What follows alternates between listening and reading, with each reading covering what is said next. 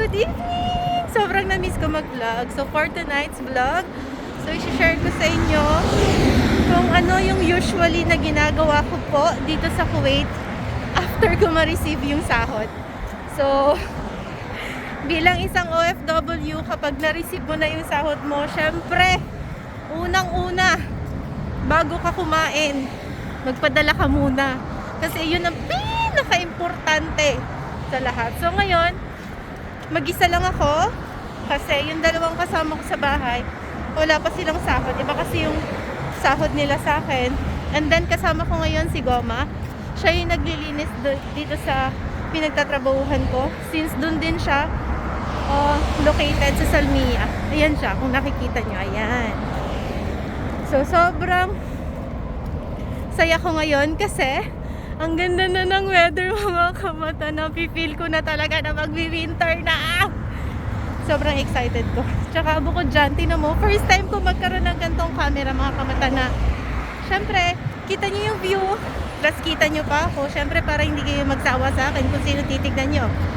Yung view ko ba? O ako? Char. Hala, na-miss ko talagang mag-vlog. Actually, mga kamata, kahapon pa talaga dumating yung sahod. Pero since super busy, pagod, plus tinatamad ako, kaya ngayon ako pupuntang Salmia. By the way, today is September 24 at ngayon ay 7:31 na ng gabi. Nag-early out ako kasi nga gusto ko maaga ako makapunta doon kasi if in case na traffic. Pero actually, mga kamata, grabe. Yung traffic dito hindi tulad dyan sa Pilipinas, ha, na talagang OA talaga sa traffic. Pero dito, as in, yung traffic dito ay Diyos ko, amazing na traffic. Hindi yung mababad trip ka sa sobrang traffic. So ayun lang, magbabas lang ako since kasabay ko nga si Goma at sasama ko kayo sa aking lakad ngayong gabi. Aywa, nag-aantay na po kaming dalawa ng bus number 15. Let's go!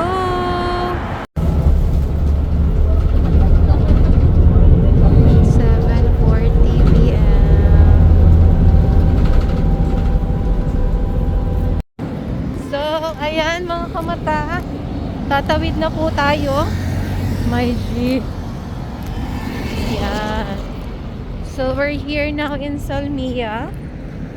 At let's see. Tayo magmamadali na. At nang makapag-withdraw na po si Madam Anita bukas, lalo't meron na pong bagyo sa Pilipinas. Kaya sa mga ating kababayan na nagdaranas ng bagyo, pagbaha, dasal lang, mamatay din yung mga kurak na yan. Ay, inshallah. So, ayan mga kamata, nandito na tayo sa Old Souk. Pag nandito kayo mga kamata sa Old Souk, grabe, hindi kayo maboboring dito. Hindi kayo dito ma-homesick. Bakit? Kasi mostly na nandito mga Filipino po. As in, kalamihan na makikita nyo dito pag alagala mga kumakain mga Pilipino. Ayan, so naglalakad lang ako, pupunta ko dun sa pinapadalhan ko. Ayan mga kamata, kita nyo ba yan? Little Manila. So kung saan ako nagpapadala, dito lang yan sa Real Exchange. Sobrang laki ng ano dito, palitan mga kamata, as in sulit. So ayan, kapag magpapadala ka, kailangan mo lang ay yung civil ID mo, tsaka yung ATM. Kung saan, syempre, i-debit yung perang ipapadala mo. Let's go. Ayan na mga kamata, tapos na po tayo magpadala. So kailangan na lang natin i-send kay Mudra para katunayan na tayo nagbigay na ng padala. So next, nag-crave ako sa chicken biryani or mutton biryani. So we're going to eat here. Biryani. Pala mga kamata yung menu niya. Sobrang dami niyan, pero since nag-crave ako sa mutton, gusto ko ng mutton biryani. Yan. 2.750. Tapos ako lang kakain. Pwede ka naman kainin tomorrow or breakfast or dinner. Lang dito sa table, pero may nakalagay dyan na cellphone. Super safe niyan. Kung ayaw nyo mapugutan ng ulo, wag na wag kayong magnanakaw, guys. Sinasabi ko sa inyo. After 20 minutes of waiting, talagang nagki-crave ako nito no isang araw pa. Tignan nyo naman kung gaano kasarap. Ganyan siya i-serve. Ito yung parang tomato soup, something na may chili. Tapos ito yung green chili, may naka-separate. Tapos ito yung soup. At dito po yung muton. Nandyan yung muton, guys. Ayan ay biryani, guys. Yung kanin na yan, biryani. Sana ganito lahat i-serve ng pagkain sa Pilipinas. Yung umaapaw, yung kanin talaga, guys. Oh my God, bagong luto yan, mga kamata.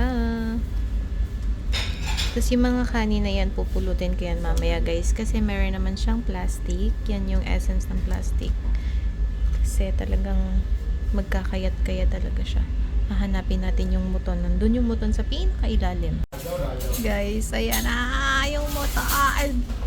Meron pa yan, guys. Marami pa yan. Sobrang nagkikrave ako dyan. Alam nyo, guys, kung pwede ko lang talagang ipatikim to sa family ko, sa mga friends ko, kay My Love. Diyos ko, pinatikim ko na kung gaano kasarap talaga tong original na muton biryani na to. My goodness. So, before we eat, syempre, kailangan muna natin mag-pray, magpasalamat sa blessings sa pagkain na kinakain natin. Amen. Okay, guys. Unang subo sa family ko, syempre, guys. Para sa inyo to. Kakain ko kayo dito, muton. Amen. Bismillah. Syempre, kailangan malaking subo para feel na feel nyo. Guys, the best talaga. The best. As in, sobrang sarap. Sobrang lambot. Sobrang lambot, guys. God. So, muton ulit tayo. Lagyan natin itong tomato sauce. Sarap. Pangalawang subo, mga kamata, syempre kay My Love. Hindi natin kakalimutan si My Love. Bismillah.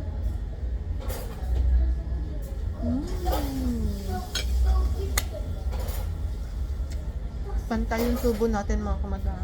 Pantay sa family. Pantay kay My Love. Okay, okay, okay. Next subo, next subo. Ang sarap. Oh my God. Oh my goodness. At ang pangatlong subo, mga kamata, para sa mga kaibigan ko. Para sa inyo to, mga kamata. Sa mga kaibigan ko, sa best friend ko, para sa inyo to. Bismillah.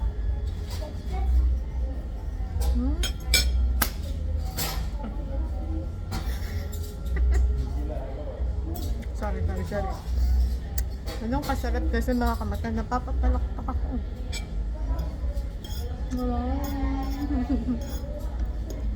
Okay, pang-apat na tayo, mga kamata, ha? Grabe, mga kamata, ang sarap. Alam mo na, diet ako. Pero pag ganito ang hinain, guys, wala akong diet, guys. Paano ka makakapag-diet dito? Sobrang sarap. Okay, pang-apat na subo. Para sa inyo to, guys. Sa mga nanonood. Bismillah.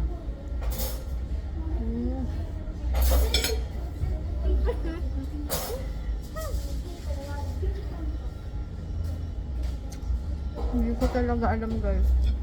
Alam nyo, alam ko hindi lang ako talagang sa mga kabayan natin na nakatikim na nagtatrabaho dito sa Middle East na nakatikim ng biryani talaga, guys. The best talaga. As in. And usually in-order ko chicken.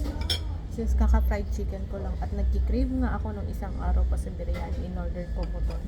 Kahit mahal to, mga kamata, talagang feeling ko deserve ko. Siyempre may isa ako deserve ko. Pinagpaguran ko kaya yun. Lahat padala lang. Charis. Etong subo ko na to, mga kamata. Para to sa mga tao na nakikipaglaban ngayon dyan sa Pilipinas at nagsasuffer ng baha kasi dahil sa mga siraulo at mga magnanakaw at mga korap dahil ninakaw ang kaba ng bayan. Para sa inyo to. Wala man ako dyan sa Pilipinas, isa ako sa nagbabayad ng tax Kaya naiinis ako. Pero, kaisa niyo ako mga kamata. Hindi man ako kasama sa rally. Hindi man ako nagpo-post about sa mga political something.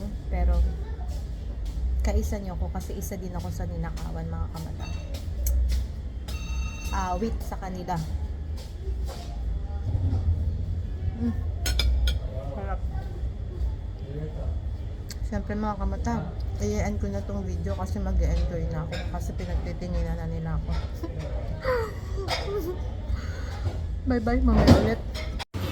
Ayan mga kamata, since sobrang dami niya, hindi ko talaga siya naubos. At ang ganda dito kasi naabutan ko siya na wala masyadong tao kasi syempre wala pa naman talagang, hindi pa naman talaga sahuran ngayon mga kamata. So for the next destination, mag-grocery naman tayo mga kamata. So isasama ko kayo.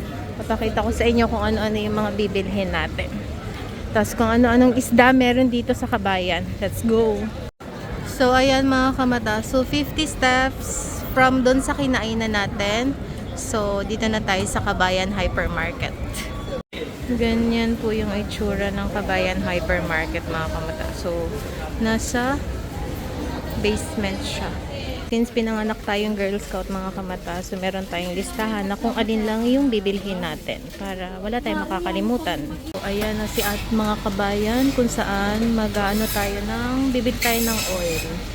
Tapos nakapila sila sa fish. Kung alin yung mura, dun ang bibilhin. So dito tayo sa Sunlight.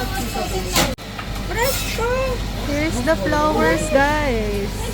Oh my god, may tulingan. Wow. Brother, half kilo of shrimp. And then, do you have this one, the smaller one? Yes. 1 piece also.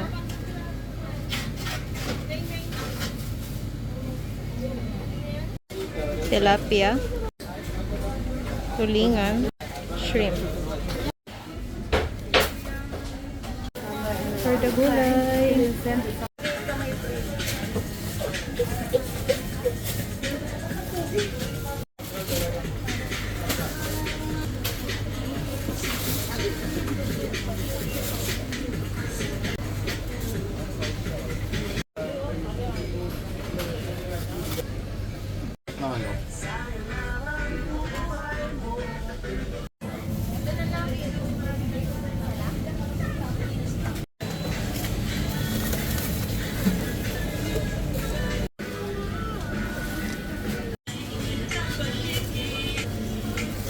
Yan lang yung nabili natin mga kamata kasi bumili na ako last week, last Thursday ng bigas and everything. So, let's go, magbabayad na tayo. Tapos na tayo mga grocery. Ayan na si brother. Siya yung usually sinasakyan namin na taxi kapag nakikita namin siya. Dati pa. So, sa kanya kami sumasakay kasi alam niya na yung location tsaka hindi talaga siya nananaga. Tapos binibitbit pa niya yung bilhin. Medyo madami naman din yung binili ko pero first time kong nagluto ng ampalaya mga kamata at talagang masarap pala kung magluto ng ampalaya for the first time. So for tomorrow, magluluto ulit ako ng ampalaya. I'm home mga kamata. So ito yung bill natin. Ayan, 11.280 fils. So convert nyo na lang kung magkano siya sa peso. Ito na lang ang aking vlog. Thank you so much guys for watching and masalama.